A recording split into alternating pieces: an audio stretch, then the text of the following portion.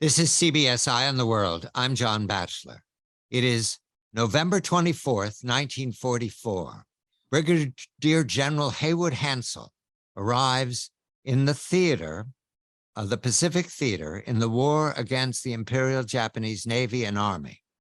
These are the last months of the Japanese Pacific War fought by the U.S. Navy, the U.S. Marine Corps, and the Army Air Force. General Hansell has a mission, which is to take a new weapon, a very expensive weapon called the B-29, and turn it into the destruction of the Japanese ability to make war. I welcome James Scott. James M. Scott is the author of the new book, Black Snow, Curtis LeMay, The Firebombing of Tokyo, and the Road to the Atomic Bomb. James, greetings to you and congratulations telling the story of these months, which I'd read about beginning and end, but not in between, as to how the B-29, a very buggy aircraft, in addition to being expensive, did not arrive as a success.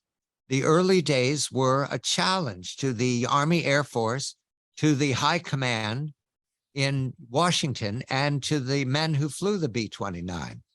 So we needed to start with Haywood Hansell, a premier figure in the Air Force for his success in the European campaign by the Army Air Force, a great success, which is why he's given what he regards as the best command in the Army Air Force, the 20th Air Force. What is his mission? What are the challenges for Haywood Hansell? What do we need to know about him? Good evening to you, James.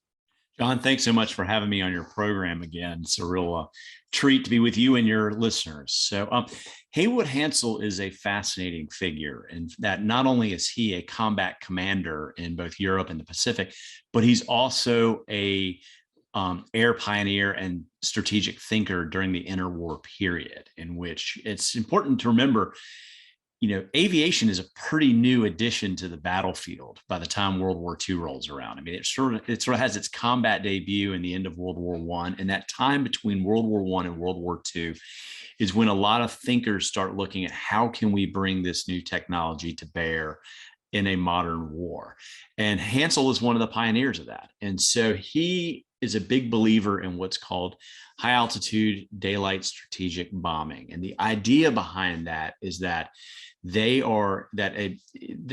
modern economy is like a house of cards, and that if you use planes and you bomb strategically, you knock out oil refineries, for example, and bridges, you can then collapse this economy just like you would with a house of cards, and therefore avoid the trenches and the stalemates and whatnot that had, haunted the nightmares of infantrymen after World War I. And so that's kind of Hansell's background. And so he comes from sort of this intellectual planning, academic background to bring this sort of strategy to bear against the Germans during the first part of World War II. And of course, there are a lot of challenges with that, because what works well in theory and in academic settings does not always work in combat. And so they realized, for example, that the German economy is far more resourceful than they had thought, that the Germans can pull in, raw materials from occupied countries, that they can disperse industry and things like that. And so the air war that Hansell and others thought was going to be pretty quick and painless in Europe really devolves into a years-long slog. And the Americans are flying these high-altitude daylight precision raids. The British eventually abandoned those and began firebombing cities, Hamburg, and of course Dresden, which has become sort of this international symbol of airborne horror. And so Hansell, he goes from the European theater over to the Pacific theater in late 1944. And the idea there is that the hope is to try to avoid a years-long fight against the Japanese and also to avoid American troops having to storm the beaches and do battle inside cities like Tokyo, Nagoya, and Osaka. And so an extraordinary amount of pressure is placed on Hansell to be able to bomb the Japanese out of the war before America has to have this incredibly bloody invasion. Importantly, he has a personality that is striking, and you commented at length, James. He is an intellectual about war. And Hap Arnold, the commander of the U.S. Army Air Force, regards that as a worthy attribute. He is helping to invent bombers that we take it for granted here in the 21st century. But the original concept was fighter aircraft. And I believe Hansell trained on fighter aircraft. So he is part of that transformation from the 1930s into believing that the bomber was all powerful. And then the disappointment, James. Exactly. And Arnold is a really good person to sort of address too. For folks who may not know, Hap Arnold was the commander of the Army Air Forces. I mean, he is America's top airman, and he really embodies the evolution of aviation. And I'll tell you why, because he actually learned how to fly from none other than Orville and Wilbur Wright. I mean, as a young airman, I mean, the whole reason that early aviators wore those trademark goggles that you see in all the old images is because Hap Arnold got hit in the eye by a bug while landing one time.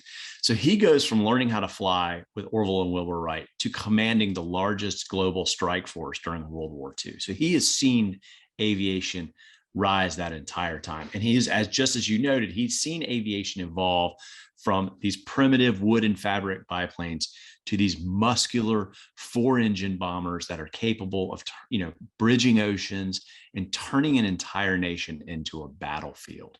And along with that, he sees, and people like Hansell, his underlings, sort of see that aviation has an independent role to play. And it's not something that should be just brought in to help sort of facilitate troops landing on beaches or, help facilitate sea battles with the Navy, but that the air can be an independent fighting arm because they can then destroy an enemy nation's capability to wage war. And that becomes like one of the big missions here, is demonstrating that the power, that raw force of air power to break an enemy.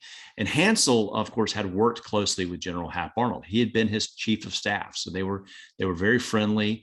Hansell was an intellectual.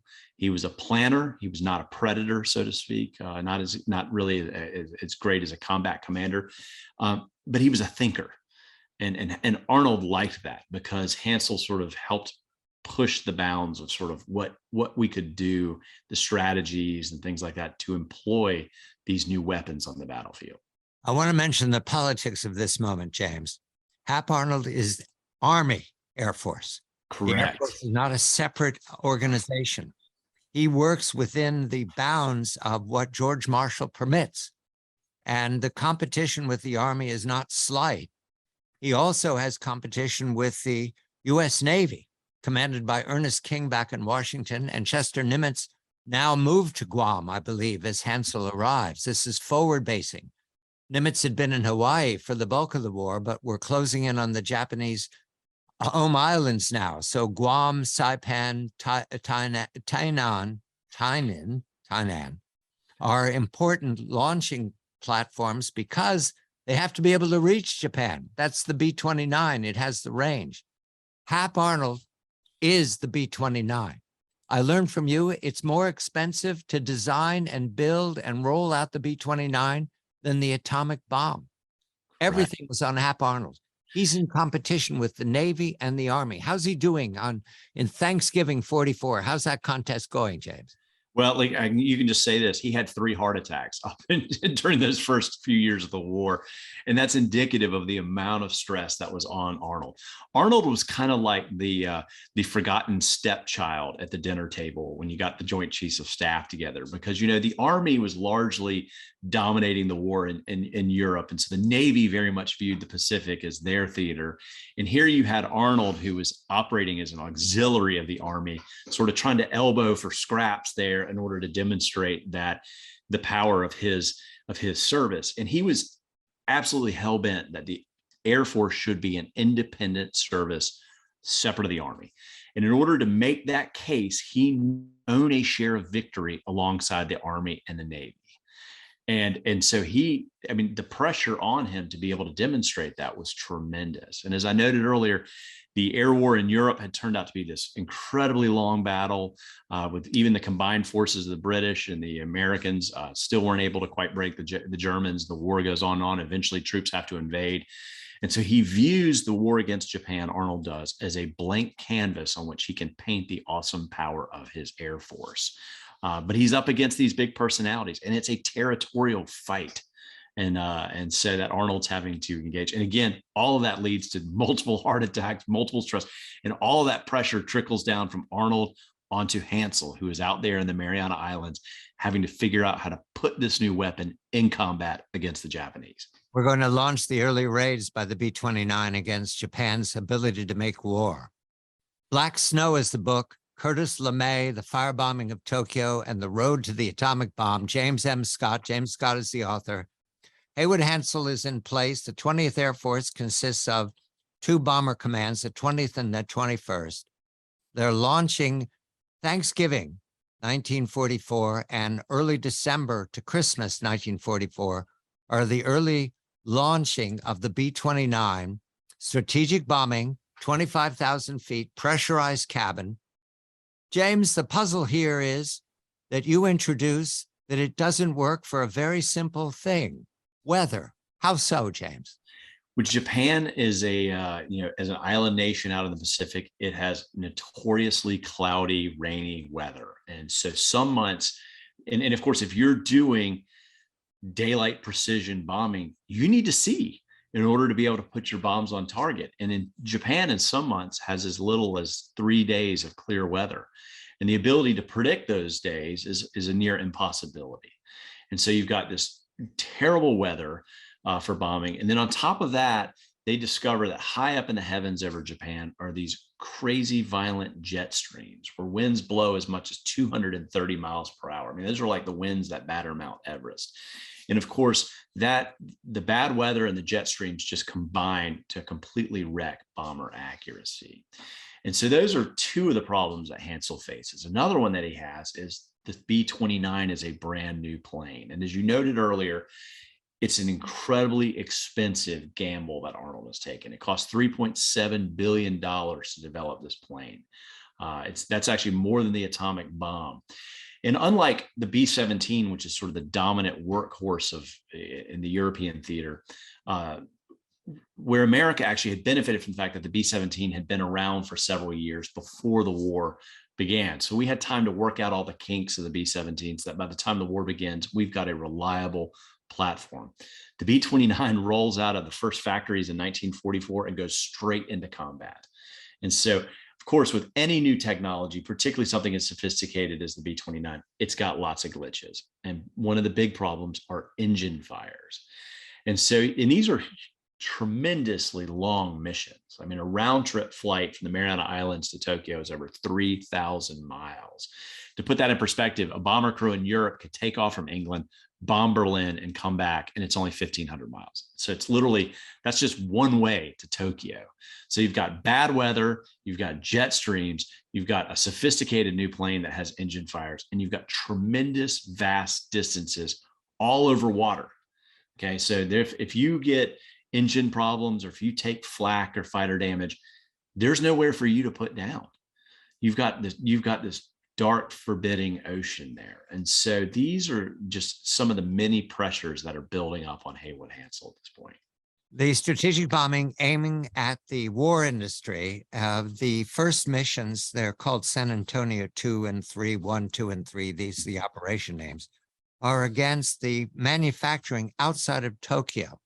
And the disappointment is, though they have radar, though they know where the plants are, they miss them.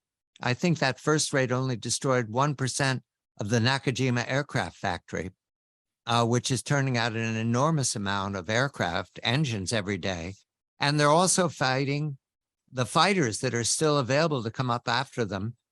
My note says they had 150 anti-aircraft guns available and searchlights. So the B-29s take a pounding right away, especially from the Japanese air defense. At this point, daylight precision bombing, is it a debate here in late 44, or does that emerge after the frustration? Yeah, the daylight precision bombing had been actually it was the strategy we had used all through Europe. And of course, the British had been pressuring us to abandon that and come over and firebomb cities. And we had, our American commanders in Europe had really resisted that. And so those pressures were on Hansell early on as well, that, Japan, I mean, look, it's hard not to watch German cities burn and think, would this work against Japanese cities like Tokyo and Nagoya and Osaka? But Hansell was a true believer in the high altitude daylight precision bombing. And these early raids, as you know, were against the aircraft manufacturing companies around Tokyo and Nagoya, because America was trying to wipe out Japan's ability to replenish its air forces. And that way we would own the skies, because on these long bombing missions, they can't take fighter escorts with them. So the only defense these bombers have is their formation and their guns. And so the early missions are all designed to knock out Japan's aircraft industry, to give America control of the skies. And of course, they simply don't work. And the Japanese realized very quickly what the targets are we're after. They start moving their fighters into that area. They move their anti-aircraft guns. And it makes it so that these B-29s coming in over and over and over again against Tokyo and Nagoya just start taking a pounding. I mean, so much so that the airmen call that strip of that between Tokyo and Nagoya, they call it Flak Alley, because all the guns are now centralized in that area to target them. My memory is that at one point, Hap Arnold asks Hansell, how long will it take you to wreck them? And he says, give me 6 weeks. And that's a ridiculous amount of time to Arnold. He doesn't have the time. Pressuring him right now. The Navy has been bogged down in the Philippines, and the Battle of Leyte Gulf is a qualified failure. The 2 typhoons that hit the Navy, the Task Force 58, stay its hand for the ability to project power into Japan. That will come. Yeah. But ahead of everyone is Iwo Jima and Okinawa, and the understanding that the Japanese are ready to die in place. So the pressure is you've got to produce results now, because otherwise the Army is going to take over the Army Air Force, and they're going to turn you into their targets. So the Navy's going to take you over and turn you into their targets, which means the airfields or the fleet. So all of this is weighing on Hansell and Hap Arnold at this point. So final minute of this segment, James, I want to establish this debate about strategic bombing from altitude and firebombing that the British conduct against Germany. It goes to the highest level of leadership, right? Marshall and FDR himself and Leahy, his chief of staff, they believe in strategic bombing at this point. Is that correct, James? Yeah, they're pretty hands off for the most part. They really kind of leave that to Arnold and to the air service on how best to execute the war. But that has been the strategy all along. But you do begin to see a shift. I mean, you do look. FDR approves the atomic bomb. The development of the bomb, of course, which is a $2 billion bomb.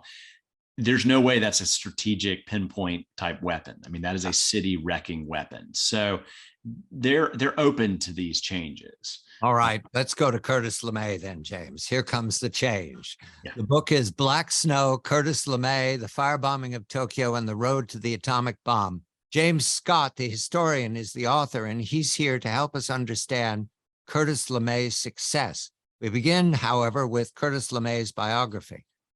James, you have introduced me to the possibility that LeMay is extremely admirable. He's by his bootstraps. He's a poor kid who's given a bad break in life, and he doesn't let him push him down. Where does he come from? What do we make of his, what you'd have to say is self-invention? Exactly. I mean, he comes from this hardscrabble childhood. I mean, his father was kind of a drifty ne'er-do-well who uproots the family repeatedly as he sort of goes from one, manual labor job to the next. They move from Ohio to Montana to California. His mother cleans houses to help make ends meet. LeMay and his siblings are just kind of left to fend for themselves. So he learns from a very young age that he can really only depend on himself in life. I mean, none of his teachers, his parents, nobody really shows much of an interest in him. And so he very quickly becomes self-reliable, so much so that he he literally puts himself through college at Ohio State by working all night in a steel mill. And so he's literally up all night working a steel mill and then going to class during the day. I mean, he's just a tireless, dogged worker. He studies engineering at Ohio State, and he has a problem-solving mindset. I mean, he really sets out to tackle things like equations, and so he brings that early on to the war in Europe, where he goes over and he really helps design better bomber formations to help improve the defenses of the B-17s. He also tackles the problem of German anti-aircraft fire. And he realizes that, it takes the Germans a lot longer to figure out where in the skies bombers are, and in order to be able to sight them, and that they can fly longer, straighter bombing runs and get more bombs on target. As an individual, his sort of hardscrabble childhood really shapes his personality in a lot of ways, because he spent his whole time looking out for himself and sort of hustling to part-time jobs, and as a high schooler and in the steel mill, that he loses that sort of time in life to sort of develop the social polish and grace that Haywood Hansell had, who'd grown up sort of the son of an aristocratic army family, and so LeMay is quiet and reserved. He's uncomfortable in big situations.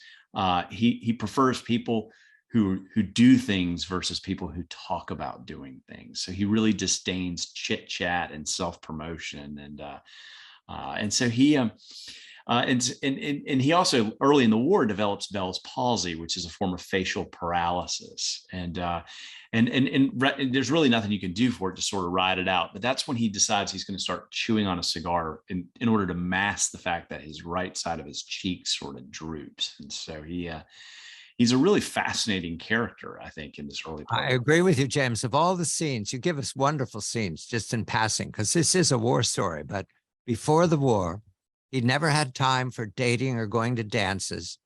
And I believe he was at Ohio State at this point in a fraternity, and there's a dance, and he's told that he's got to go to dancing lessons because he doesn't know how to dance.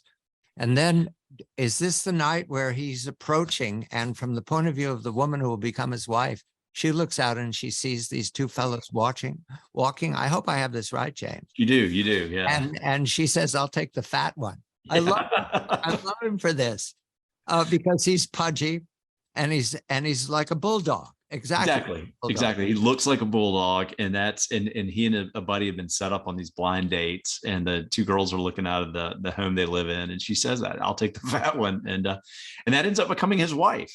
And she provided later in life that she was the social diplomat and the graceful one, whereas he was the commander, the quiet, reserved, and so they made a really great pairing.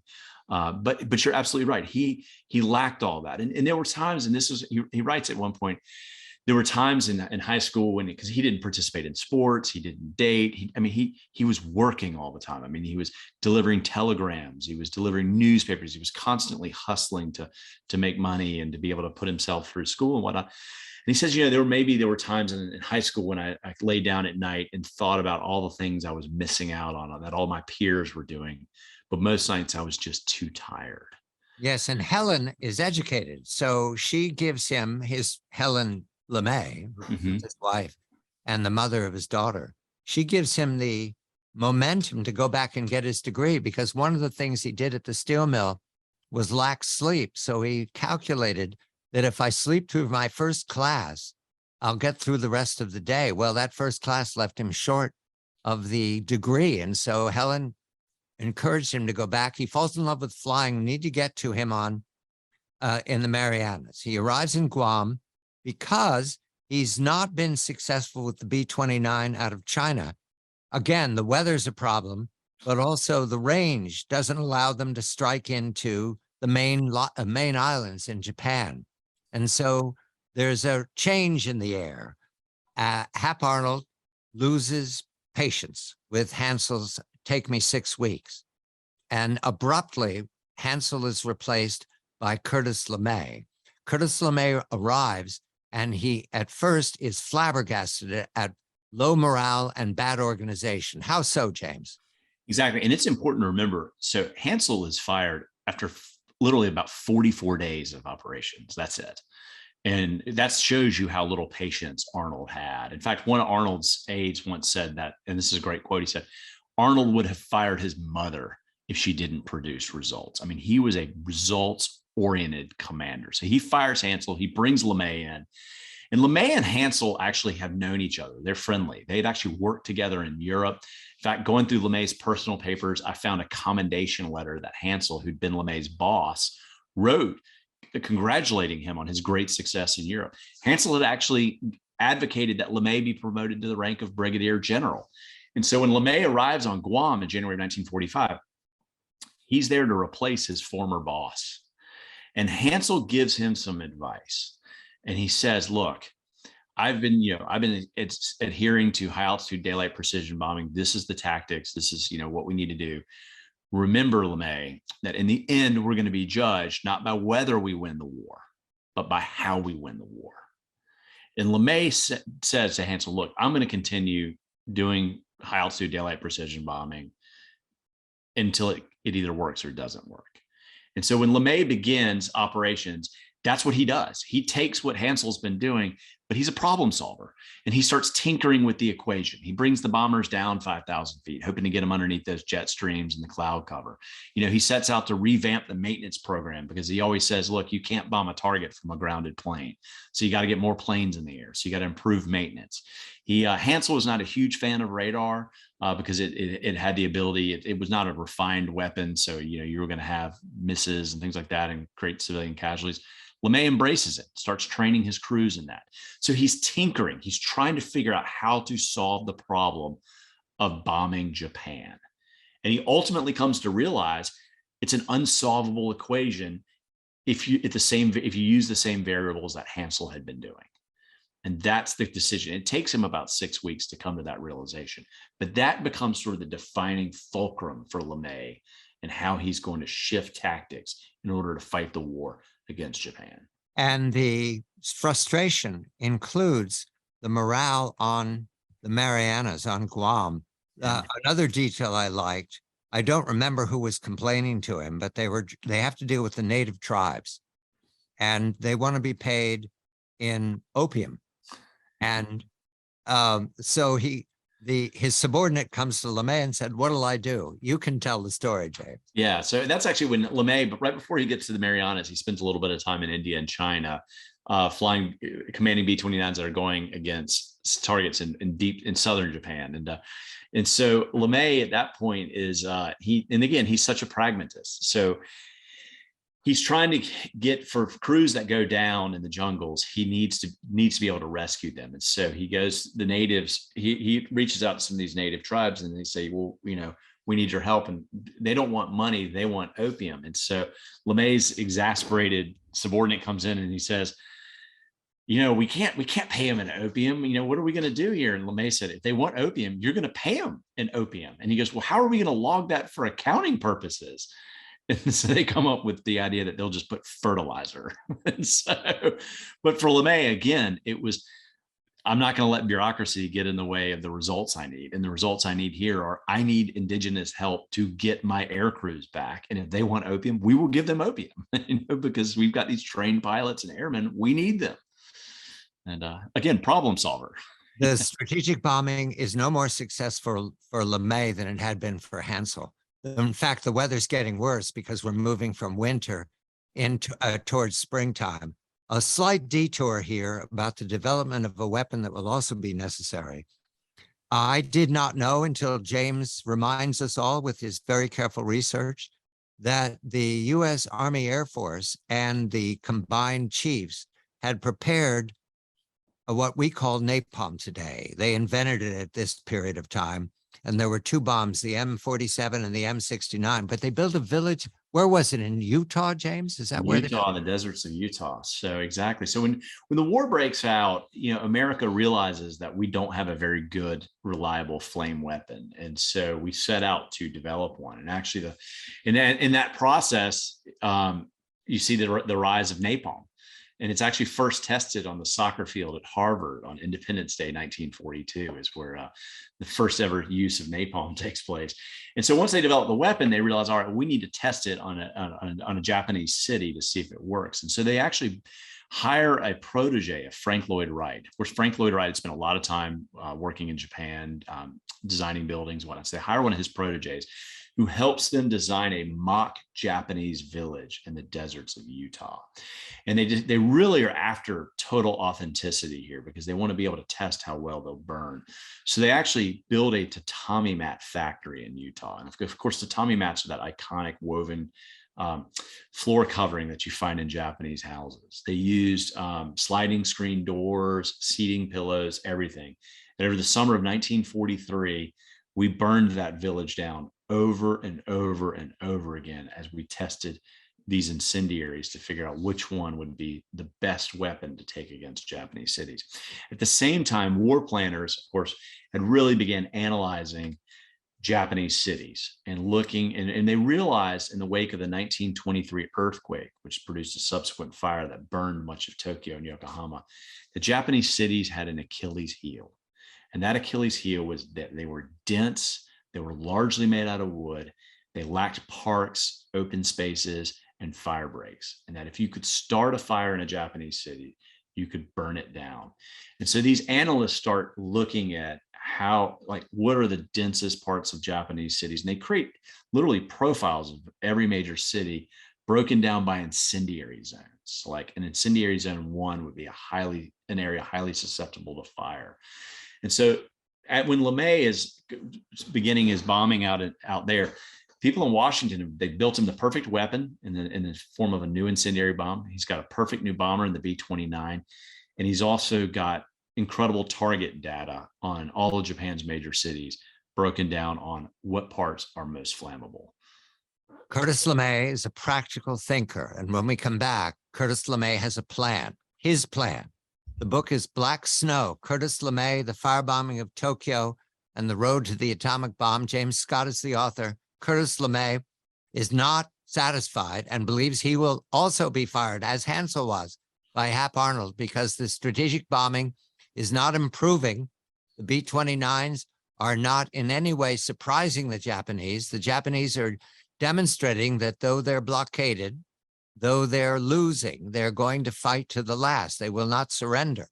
So what is to be done? LeMay, I picture him lying in his Quonset hut, looking at the ceiling. Do we know exactly what it was, or is it him pondering Dresden and the news from Dresden? Did that do it, James?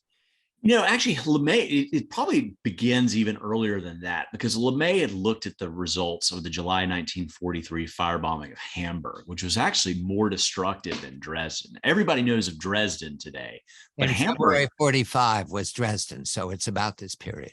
Yeah, so Dresden is February 45, but Hamburg burns in the summer of 43. And LeMay was in Europe then, and he studied the after-action results of that. So he knew what fire could do to a city.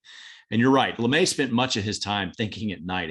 In fact, if you read his personal letters home, he's always writing about his lack of sleep because he's literally up all night thinking, trying to figure out how to do this. And so that's when he kind of comes to the realization that what Hansell was doing, high altitude daylight precision bombing, it's simply not going to work. And if he's going to successfully attack Japanese cities, he's going to have a radical rethinking of American strategy. And he ultimately settles on a plan that is, it's so perilous, it's so morally fraught that he decides he's not going to tell anybody about it. He's going to put this operation together himself, and he's not going to even run it up the ladder to his superiors, which is a pretty incredibly brave undertaking for a 38-year-old field commander. He calls in one of his subordinates and says, I need you to come up, because training is everything for LeMay. I need you to come up with a training plan for a bombing run on a local island, I imagine. I'm not sure what they were bombing. And the question was, at what altitude? And he says 50 feet. What's his thinking, James? Well, of course, he knows that the pilots are going to freak out at 50 feet, because what LeMay really wants to do is he wants to go from 30,000 feet down to 5,000 feet. It's just barely a mile above the Japanese cities. But he knows that he's going to get tremendous pushback probably from the air crews at that. So he actually says, all right, for training purposes, I'm going to bring you all the way down to 50 feet. And of course, he gets a huge blow up from the men on that. And he forces them to fly that mission. And his thinking is, all right, if I can get them to fly a test mission at 50 feet, they'll be thankful when we fly at 5,000 feet. So it's really it's kind of a mental game he plays with some of his airmen. But he's right, it works. And yeah. I race to Tokyo just a moment here. The preparation here is that Tokyo believes that it is standing up very well to the American bomber. And there are fire companies, there are fire breaks, there are committees organized to defend various neighborhoods, all in place. Although, James, I was struck by one detail you provide us. I think the best fire equipment in Tokyo is an American-built La France a fire engine. Is that correct? From 1917. Yeah, it's a really old one. Yeah, I mean, by American standards at that time point, Japan's fire departments are a wreck. I mean, they're woefully understaffed because Japan has such a manpower crunch that they've sort of recruited everybody that they can to go fight.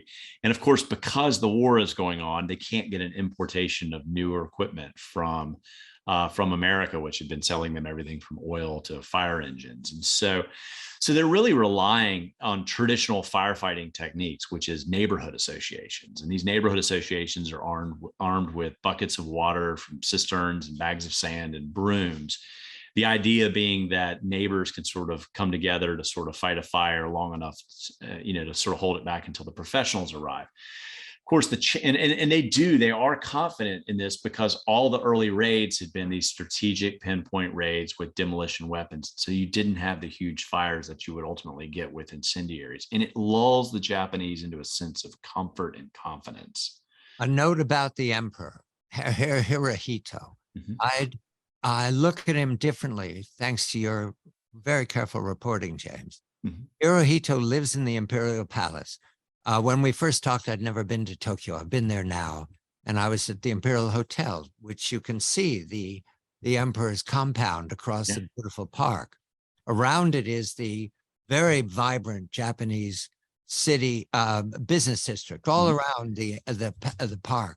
It was not dissimilar though in those days, but you make the point that Tokyo is like a Hollywood set in front of a hard living.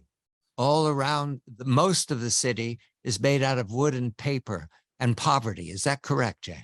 Absolutely. And if people today, you think of Tokyo and it's steel and glass high rises, but back then it was almost all 1- and 2-story wood framed buildings, literally built side by side with alleyways that were about 12 feet wide, sort of cut through them. And they did have a handful of concrete structures, schools, train stations, things like that, in a very small financial district that kind of, with a few high rises, but it was like a Hollywood backdrop of westernization. The majority of the city was that traditional architecture of Japan. And that's what that mock village we built in Utah was designed to replicate. And so it was a very realistic interpretation of the majority of architecture and housing and structures in Tokyo. And LeMay has all this information. He knows the population density. He knows where the neighborhoods are. He knows where the palace is. They've laid that all out for him, and that's part of his thinking. Does he call it a radical idea? Is that his language? I can't remember if he calls it that, but I think when he finally does alert Washington, he says something to the effect of it's going to be a dramatic, and again, I'm paraphrasing, but it's going to be a dramatic change in tactics. So he recognizes, he changes everything about it. Right. He says, we're going to go from high altitude daylight precision bombing. We're going to go from 30,000 feet to 5,000 feet. All right, let's go to the briefing, James. Okay. We're going to go to the briefing of the B-29 crews that are going to fly Black Snow, Curtis LeMay, the firebombing of Tokyo, and the road to the atomic bomb. James Scott is the author. It is early March 1945. Curtis LeMay, commanding a bomber command out of the Mariana Islands, has a new idea about how to advance his campaign against the Tokyo war making and bring the war to a close, always driving this, make the war shorter. James, thank you. We go to the briefing of the day is March 9th, but you tell me in your reporting that the word was out beforehand. How so? What kind of word to the crews of the B-29s? Well, the LeMay in early March, they posted a message saying there are not going to be any more raids for several nights. And of course, the airmen who are used to flying in these sort of patterns are very aware that signifies a change is coming. And so the rumor mill just starts burning at that point. And then of course, LeMay, before the crews get briefed, he then has to bring in all of his wing commanders and sell them and tell them exactly what's going to be going down, because they're going to have to then run these briefings for all these thousands of pilots, bombardiers, and navigators for what amounts to a very radical new way of attacking the Japanese. The plan is extremely detailed. However, it involves elements that are surprising when you first read them. For example, you've talked about low-level bombing, taking a bomber that was designed to fly with pressurized cabin 6 or 7 miles above and do strategic bombing. He's taking it down to 5,000 feet, but no weapons, James? No weapons? Exactly. No. Well, LeMay orders the bombers all stripped of their guns. And if they don't take guns, then they don't need to take ammunition, and they don't even need to take gunners. And all of that frees up more weight for bombing. And LeMay's rationale for that is in part because he's going to be sending these planes in, not in a formation, but singly. And they're going to be going in at night. And he was quite frankly worried that these guys might shoot each other down in the dark skies over Tokyo. So it was a safety thing for the crews. But in the end, it also had the added effect of a bonus of allowing them to carry more bombs. The remarks are immediate. The one remark that says everything is suicide. Is that the opinion of the wing commanders? Yeah, that's the opinion. These airmen, when they hear that they're going to be going from 30,000 feet to 5,000 feet, going into one of the most heavily defended cities in the world, without fighter cover, without guns. I mean, these guys, it's one of the guys said it, like when they left that briefing, even the briefers seemed to think they'd never see these crews again. And of course, LeMay's own, artillery officers were telling him, hey, if you go through with this mission, you need to be prepared that you might lose 70% of your force. And of course, LeMay's sending over 300 bombers. That means he would lose 200 planes and 2,200 lives. And so it's a big calculated risk for LeMay. Now, LeMay's idea, does he put it in front of Hap Arnold? Does Arnold put it in front of Marshall? No. LeMay doesn't tell anyone what he's going to do. The president, the Joint Chiefs of Staff, Arnold, nobody knows. And it's important to remember, Arnold's actually had a massive heart attack in January. And so he's convalescing down in Florida at this point. And Arnold has set up LeMay's operation. It's part of a brand new Air Force called the 20th Air Force, which is operating as a sort of strategic arm. And Arnold is the commander of that. So he goes to the Joint Chiefs of Staff initially, and he says, rather than give these new bombers to MacArthur and Nimitz, I'm going to create the 20th Air Force. I'm going to be in charge, and I'm going to report directly to the Joint Chiefs of Staff. And they buy that idea. Of course, so Arnold then has LeMay operating as his person out there. Then Arnold is felled by this heart attack. And in Arnold's place is a guy by the name of Lars Norstad, who is a brigadier general. So he is a lower rank than LeMay, and LeMay doesn't trust him. LeMay thinks Norstad's gunning for his job. So when LeMay sets on this new idea for how to attack the Japanese, he doesn't even tell Norstad what's going to happen, but he does make a cryptic question of Norstad. He says, is Hap Arnold a gambling man? And Norstad responds, Arnold will be in favor of anything that promises to hurry up and end the war.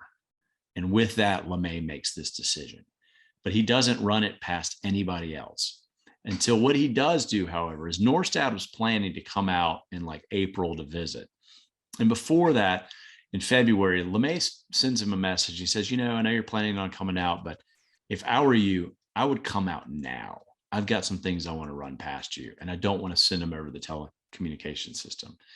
Norstad kind of blows it off. And then LeMay writes back about a week or so later, and he says, I want to reiterate, you need to come out here now. So Norstad finally gets on a plane and takes off on March 7th. And of course, flying from Washington all the way out to the Mariana Islands on propeller planes takes 48 hours. He touches down on the morning that this operation is planned. And that's the first time LeMay briefs anybody outside of his own headquarters on what's going to happen with that. My notes say 3 elements, 314th out of Guam, the 73rd, and the 313th. These are 3 elements to maintain radio silence, 7 hours, 15 minutes to Tokyo. They have 4 aircraft assigned as homing aircraft. What is their job, James? They're basically going to fly a pattern and broadcast a homing beacon. That way that, because the pilots are going to be flying at night, they're going to be flying singly, not in formation. And that way it gives them for navigational purposes, it helps guide them if needed. Targeting is critical here. I write down the Ginza district, which is the financial district, not heavy industry. James provides a illustration, a map in his book, so you can see the targeting is not on the Imperial Palace. Yes, it's not on the manufacturing center north of the city. It's on one particular ward, Asakusa. Why, James?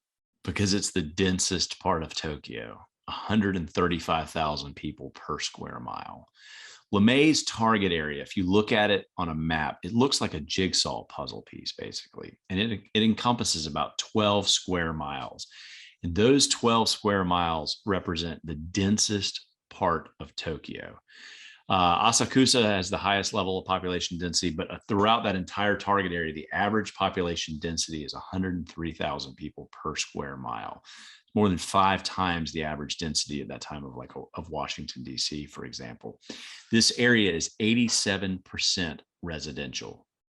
And so this is the heart of Tokyo. It's where the workers live. There are a lot of those homes also double industry that manufactured, small workshops, few employees that manufactured small parts that were then fed into the larger industrial plants. So there is sort of a industrial component to it, but it's all the home industries that LeMay is going after. And we now go to a concern that everybody has, which is what this will lead to is what LeMay has in mind of a firestorm. He's practiced this before, and that's the title of your book, Black Snow. What did he learn in his tests of the firebombing?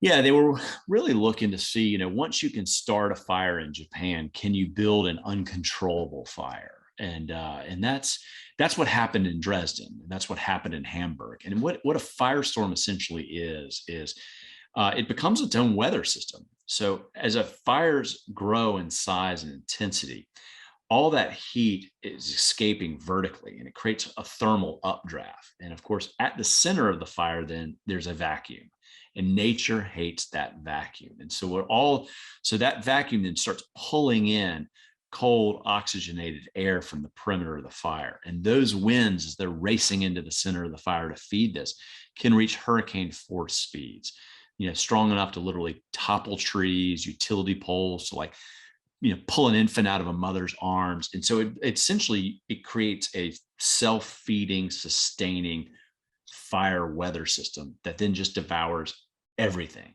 And he's practiced this. He knows what he wants to achieve.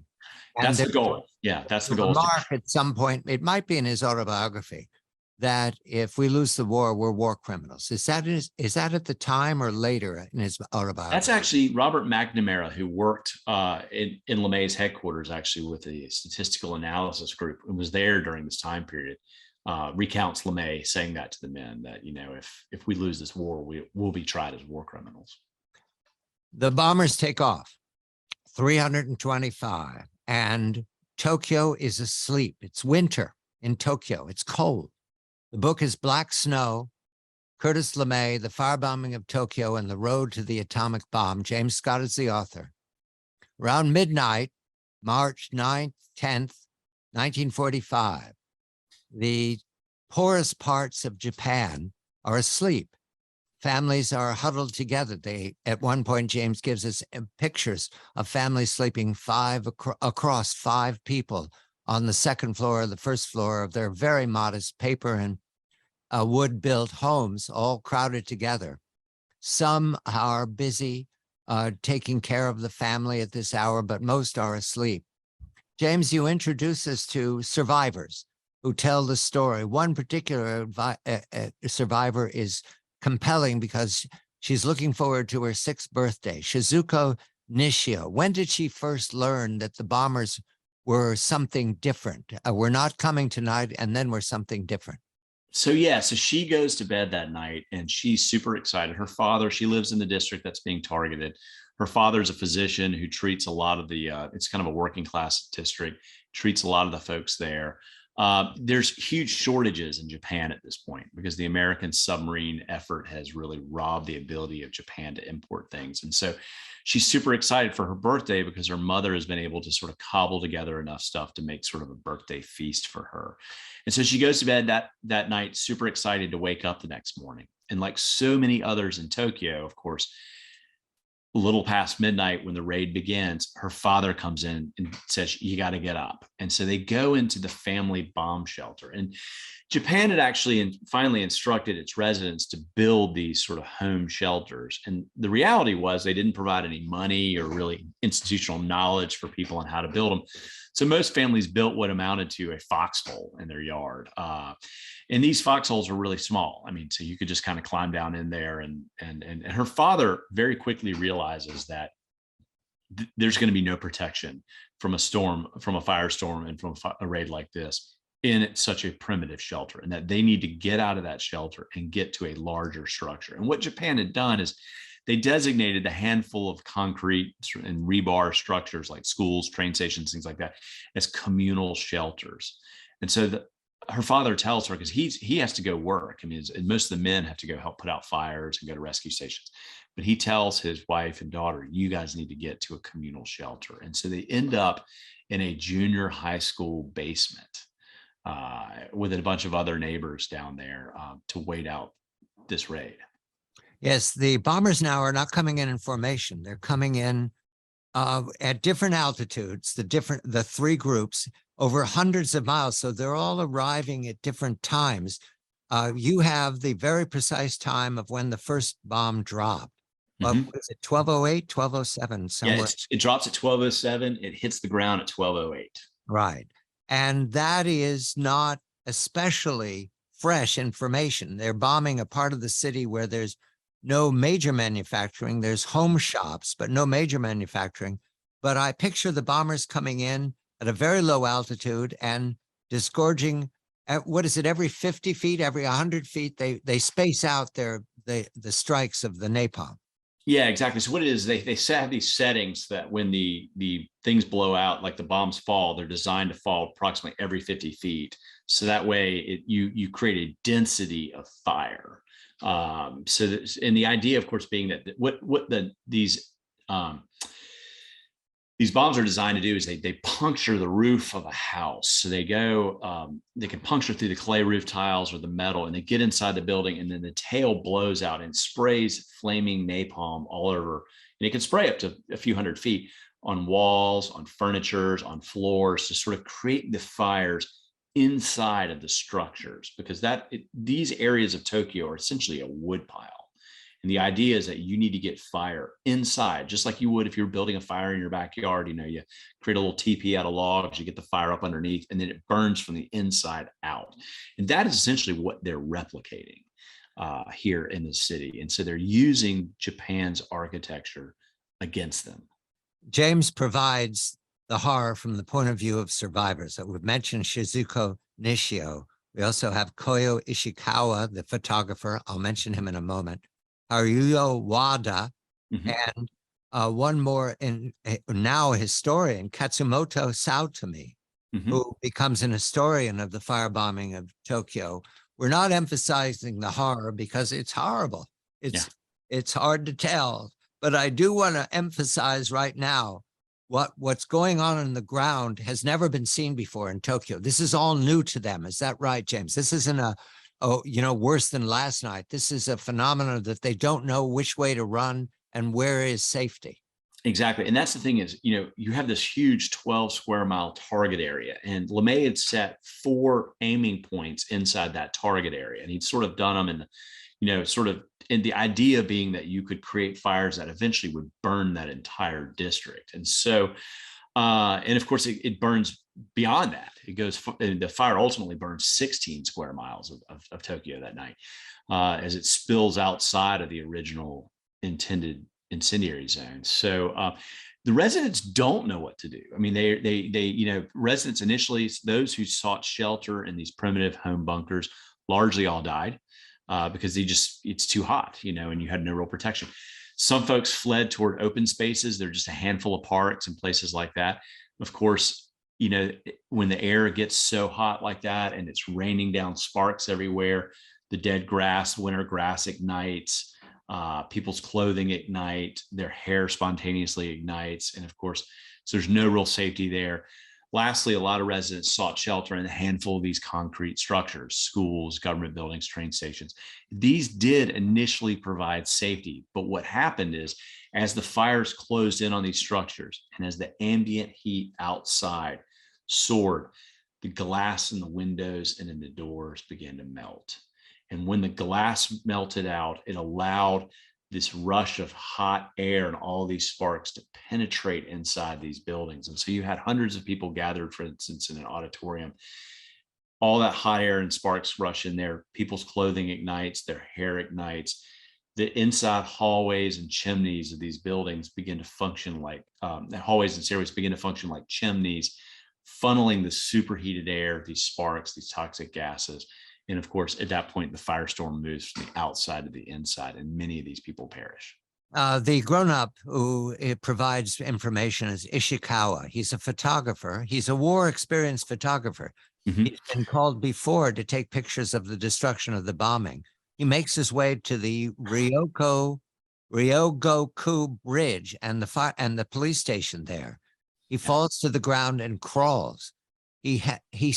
The image he provides you, James, is a wave of fire coming at him, like a surf wave. And that's exactly what it is. Eventually, these fires meld into one big firestorm that spreads across 4 districts. And at this point, there's all this wind blowing in off of the sea at this point, too. And so it pushes this fire. And what you essentially have is a tidal wave of fire moving leeward across the city. In fact, one of the residents, like Ishikawa, says, look, you looked up at this phenomena and it was like a wave crest approaching from the ocean. And so, you literally have just a tidal wave of fire moving across there. And Koyo Ishikawa is a fascinating character in that, he is the police photographer whose job is to document bomb damage. And he begins with the Doolittle raid in April of 1942. And of course, there's this huge 900-day lull between the Doolittle raid and then the air campaign beginning again. But as soon as the first raids under Hansell begin, he gets this assignment. So every time there's a raid, he rushes to the scene of the raid, capture these photographs. And of course, when this raid happens, he runs right out into this firestorm to begin doing his job. Meantime, in Guam, Black Snow is the book. James Scott is the author. I'm John Batchelor. The poorest sections of Tokyo are on fire in a firestorm that Tokyo has never seen before and might never actually happen again. This is a unique event in human history. However, back in Guam, Curtis LeMay, who launched these 325 bombers, and everyone on the Marianas and also back in Washington is waiting for results. As James tells us, they expected up to 70% casualties. James, you provide a human scene. LeMay can't sleep, and he and a colleague go for a couple of Coca-Colas from his Quonset hut to wait the night out. They finally get word that there's light flak. What is their first understanding of the raid and how it's going? And LeMay is sort of always kind of this figure, this sort of reserved guy, and he admits he couldn't sleep this mission. And so he lingers in the operations center. And then he's just stressed out. He knows that one way or another, his whole career is going to be defined by what happens on this night, either by disaster or success. And so it's a lot riding on him. And so he connects with his the press official for the 21st Bomber Command, who's in there kind of waiting to see what the results are so that he can release the stories that reporters have put together. And so LeMay says, "Let me get you a Coke." And so they jump in his car, head over to his tent, and they grab some Cokes and they sit there. And LeMay's just totally distracted. He's rattling off about what his experience was like in India and everything. He's doing everything he can to distract him and to kill time till they get back to the operations hut. And then the first reports start coming in that there's no flak, there's not much fighter opposition, that essentially the planes have gotten in and gotten their bombs on target. And he feels that first sense of relief then, because all the expectation that they were going to get 70% of them would be shot down or whatnot, he's not hearing that. And so his calculated gamble has been successful. And so his mood improves. And then this is amplified over the next every few minutes, more reports are coming in. They're now describing big fires on the ground. Each one's amplifying, it's improving on the previous one. And he knows he's not going to get a real sense of it till they get the first photographs the following day. But he knows pretty early on the mission's been successful. Saturday morning, a doctor named Kubota, an Imperial Japanese Army doctor, is awake and ready for his mission at 3:40 a.m. to go into the districts that have been bombed. He surprisingly approaches this, not understanding what he's seeing at first. James provides the images that are impossible to believe, but here they are. Bodies floating in the rivers. He couldn't tell whether they were logs or people. Bodies that are stripped of clothing that are pink, as if he compares them to lobsters. Piles of remains. He can't tell where the people are, where they start and where they stop, because they're melted together. And he finds some people holding hands outside of that at that school where Shizuko Nishio is inside, and they don't open the door for fear of the firestorm. He finds things he's never seen before, James, and it's helpful to have a professional see this. This exceeded all understanding of what the B-29s or the Americans or anyone could do on Earth at this time. This is pre-atomic bomb. Is that correct, James? How to see this? It is. No, I mean, look, this thing by sunrise the next morning reveals that Tokyo is an apocalyptic wasteland. I mean, it's block after block, mile after mile, reduced to rubble and ash. And these fires burn with such an intensity that by daybreak, they burn themselves out. There's literally nothing left to burn. And so when you look at the photographs afterwards, you see a handful of chimneys on the horizon, and that's it. Because that's all that's left of a factory or a bathhouse or whatnot, is just this little bit of masonry that was used in it. And so in that next morning, as the sun first rises, it's gray because there's so much ash and haze in the sky that one of the survivors said it looked like the moon was rising, not the sun. And so this is what Kubota is coming into. He's coming in with his ambulance unit as a rescuer. And he literally describes at one point that the fire had burned with such an intensity that there's nothing left at all. I mean, it's just like everything's vanished. And so he ends up at Honjo High School, and his job is to set up an emergency aid center there.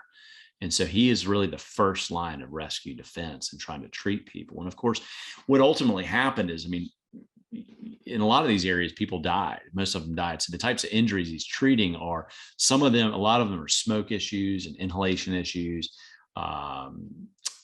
some shrapnel issues and things like that from anti-aircraft fire. But I mean, so much of the reality is most of the people there have died. Yes, he's looking at a landscape that is then windswept. So you don't even see the buildings, the ashes have been blown away. Yeah. New York Times, when they get word of this, what has happened, something new in Tokyo, city's heart gone is the headline. James provides some headlines. Evening World Herald, hellish sea of fire engulfs Tokyo. San Diego Union, havoc wrecked by superforts. It's important to include the politics of this moment. The American people are exhausted. The Japanese are fighting on beyond reason because there is no hope of of doing anything but dying in place, as they've done in Iwo Jima, as they're now doing in Okinawa, where tens of thousands of Japanese civilians kill themselves thinking that the Americans will, surrendering to the Americans is unacceptable. The American public has been led to believe that all tools are necessary. And yet, James, there are those who hesitate. We've now walked from strategic bombing to my understanding, James, this is the worst firebombing that ever happened on the face of the earth. Is that correct? It's worse than Dresden. It's worse than Hamburg. It absolutely is. I mean, 4 times as many people died in Tokyo as at Dresden. And everybody talks about Dresden as the symbol of airborne horror, when Tokyo really is far, far worse. Yes, and Dresden is the model we have all these decades later, but James gives us some details here. I know it's numbing, but it's almost 16 square miles burned to nothing. Yeah. And 105,000 dead. That's a post-war estimate. They underestimated it first, far more than all the rest of the firebombing. But we need to go on, because LeMay's success, as the Air Force believes it, doesn't mean the war is surrendering. And a note about Hirohito. I don't know if it's the next day or soon after. He rides around in his Mercedes to view the remains. Is it the next day? Is it Saturday? Is that several days later? It's several days later. It's about a week later. He comes out, and it's the first time he's actually left the palace since October. And so he comes out, he spends less than an hour outside of the city, sees the ashes and the ruin, sees the empty faces and expressions of the survivors out there, and then goes right back into his compound. Is that when he says we need one more victory, or did he say that beforehand? He was saying that kind of all along. And that's kind of a self-serving idea, because at the end of the day, what Hirohito and his aides wanted was they wanted a better position at the surrender table, at the bargaining table. And there was thought that if they could have one more victory, then they would be able to dictate terms. And of course, the terms they want is the protection of the royal family and the emperor. And so, he wants to be able to hang on to his throne. And so they're desperately saying, well, we can get one more victory. We can get one more. But of course, there are no victories to be had. The defeat in Manila, the defeat in Iwo Jima, the defeat in Okinawa, the defeat at Leyte Gulf. I mean, there is no victory. There's just punishment for the Japanese people. And the least among them, too. We're not talking about prosperity at any point in their lives. These are poor people. Exactly. I mean, this burden of this falls on the poorer districts of Tokyo, and their leadership allows it to happen, allows it to continue to happen through the summer of 1945, while they hold on to this unrealistic idea that Japan can get one more battlefield victory. Yes, back at Guam with Curtis LeMay, I have March 16th, the attack on Kobe, firebombing. March 18th, Nagoya, firebombing. We go on to continue the fighting into April. April 13th, with LeMay is demanding more crews for more sorties. They actually run out of napalm. They run out of it. And LeMay is then designated to fight alongside the Navy, because they need airfields destroyed, because they're bending under the kamikaze attack. Remember, this is war end. Nothing's neat here. We're emphasizing the firebombing, however, because it stands out all these decades later, James, reading your book, it stands out as the thing that's different than all the other cities, because those cities seems to have been heavily evacuated after Tokyo. Exactly. And that's one of the things. Japan just fails to take the potential threat of firebombing seriously, which is astonishing considering they had seen what had happened to German cities. So they don't make any real effort to create fire breaks through the city, to evacuate non-essential personnel.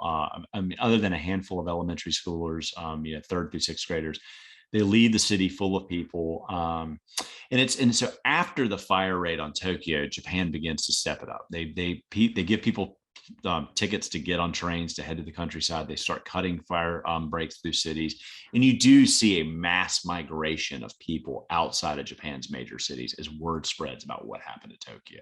Yes, into April, Tokyo, they returned to Tokyo again, April 13th. These are my notes. James is very careful reporting.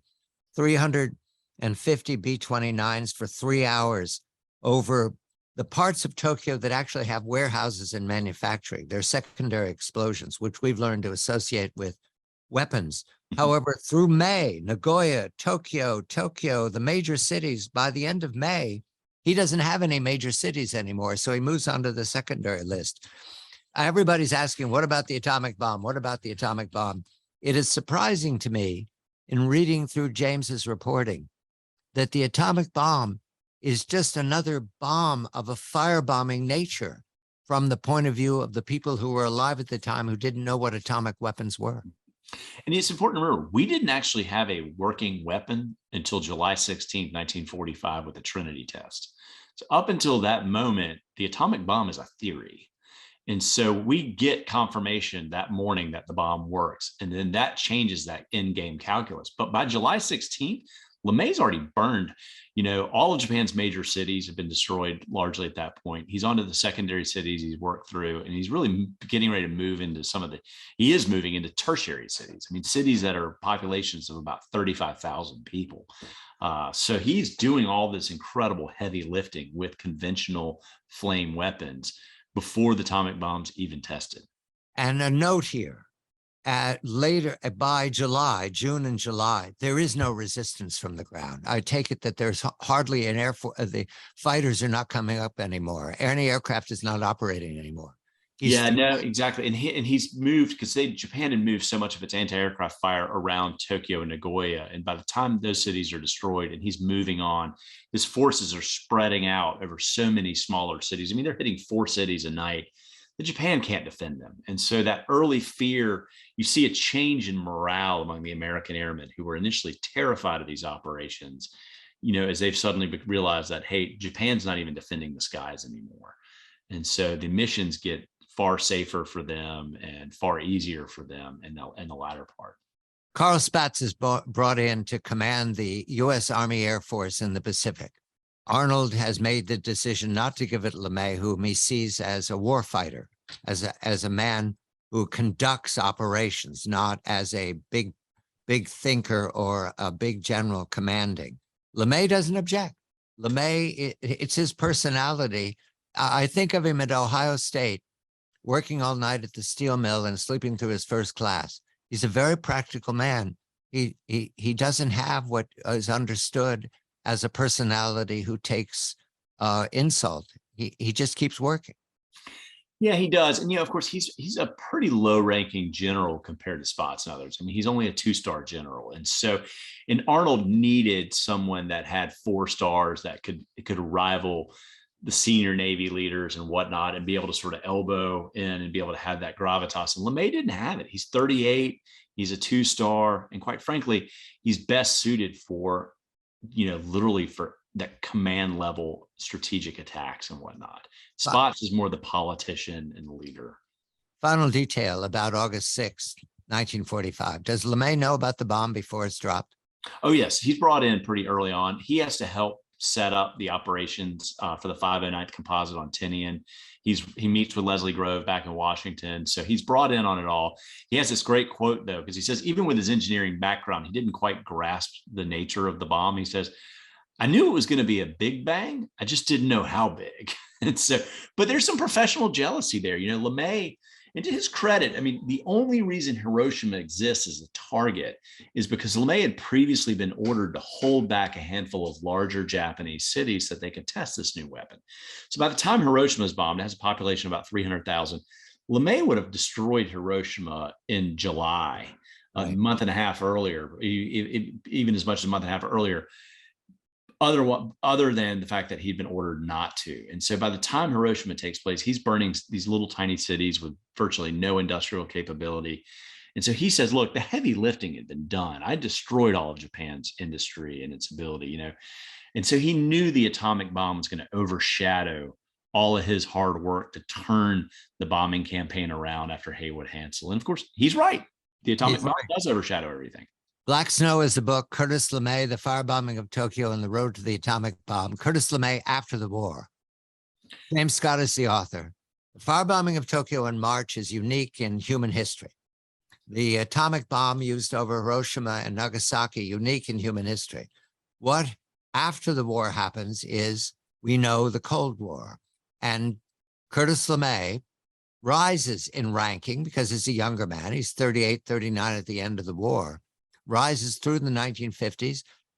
He becomes, I don't know, James, I didn't write this down. Is he an early commander of SAC, Strategic Air Command? Yes. Is he the first? Yeah, and under LeMay, I mean, you see Strategic Air Command really become a much greater organization. I mean, he moves it to Nebraska. He brings his war-winning team of guys over from World War II and really gives it the gravitas and the and whatnot. So he deserves a lot of credit for the success of Strategic Air Command. Right, the big Boeing bombers, the B-36, the B-47, the B-52. These are LeMay's concepts, and the end of the world from LeMay's point of view. He rises to be a chief of staff of the Air Force. I remember a picture during the Cuban Missile Crisis of John Kennedy in his rocking chair and his Joint Chiefs of Staff before him, and there's the fat one, the chubby one, sitting there staring back at Kennedy. He didn't get along with McNamara, who had been his subordinate. Why not? Yeah, I mean, in part, I mean, quite frankly, LeMay does a pretty good service in the early rise of Vietnam and trying to block McNamara from sort of going down the road that he does. But LeMay's not a politician. His aides and former colleagues said, look, he was not the kind of guy that was ever going to succeed with a diplomatic setting like Washington. He was used to, being in charge in the Mariana Islands or in Nebraska with SAC is a very different beast than having to work amongst politicians and consensus. And so he is like a fish out of water in Washington, and he just butts heads with everybody. With McNamara, and they're desperately trying to get him out, and Kennedy and whatnot. So he does not. His career is not successful in DC. He makes the same remark in about Vietnam that he made about Japan. How so, James? Tell the story. Yeah, he says, about the Vietnamese, we'll bomb them back to the Stone Ages. And of course, the American public has a very bristling reaction to that. And it's almost exactly what he says about the Japanese, because he says about the Japanese, we're going to bomb them back to the Dark Ages. I mean, it's almost the exact same type of line, but American attitudes toward bombing have changed at that point. And LeMay has been unable to adapt. I mean, he is, look, if you're a hammer, every problem looks like a nail. And that's kind of how LeMay approaches combat. But the public's perception of things had changed. And so he gets caricatured at that point and sort of made fun of, and and he's seen as sort of the Dr. Strangelove, kind of figure. But because times had changed. In 1965, he publishes his autobiography, Ghost Written. What does he make of the firebombing in 65, 20 years after? And he regrets. No, none at all. I mean, he basically says, look, we knew we were going to kill a lot of people when we burned Tokyo, but it had to be done. I mean, LeMay never publicly apologizes. He never expresses remorse. I mean, his job, as he viewed it, was to win the war before the American infantry had to slosh ashore. And in that regard, he's highly successful. And then the strangest turn of all, he accepts the invitation by Governor George Wallace, who is seen as a segregationist candidate in 1968. He accepts his invitation to be a vice president on the vice presidential ticket. What was his thinking at the time? Because he has no political savvy whatsoever. It's without a doubt probably the biggest mistake of his life, having done that, because it's forever tarred him. And he doesn't, LeMay is not a segregationist. I mean, he does it purely because he wants to be able to push back against Richard Nixon's Vietnam policy. And so he jumps on this as an opportunity to sort of shape America's perspective of the Vietnam War. But of course, it's a disaster. Wallace is never going to win. LeMay's forever going to be tarred with that. And LeMay acknowledges that. Actually, he has a really great quote. He says, look, I was a hero one day and a bum the next.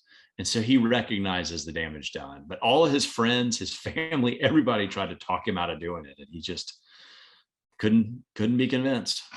Black Snow, Curtis LeMay, The Firebombing of Tokyo and the Road to the Atomic Bomb. James M. Scott is the author. I'm John Batchelor.